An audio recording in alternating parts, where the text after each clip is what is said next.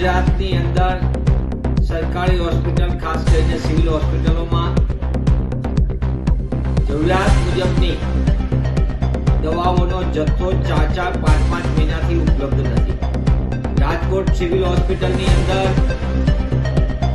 ત્યાંના સુપ્રિન્ટેન્ડન્ટે ખુદ કબૂલ્યું કે 474 જેટલી દવાઓનો 5 મહિના કરતા વધુ સમયથી એટલે કે એપ્રિલ મહિનાથી પુરવઠો ઉપલબ્ધ થાય, દવાઓ જરૂરિયાત મુજબ દર્દી માટે જરૂર છે ઉપલબ્ધ થાય એ માટે લેખિતમાં આપ્યું.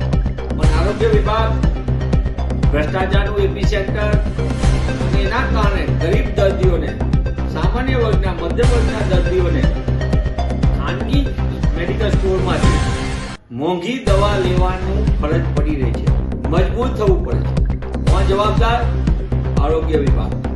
જે આરોગ્ય વિભાગ વારંવાર એના કારનામાં કાંડ ગેરજવાબદારી માટે તો પકડાયેલું છે, પણ હવે પાયાની દવાઓ ઉપલબ્ધ કરાવવામાં પણ નાકામ હોય અથવા તો જાણી જોઈને ખાનગી દવાના વિક્રેતાઓને કમાવી આપવાનો ખેલ પાડતી હોય તે રીતેનો આખું સુનિયોજિત ચાલે છે.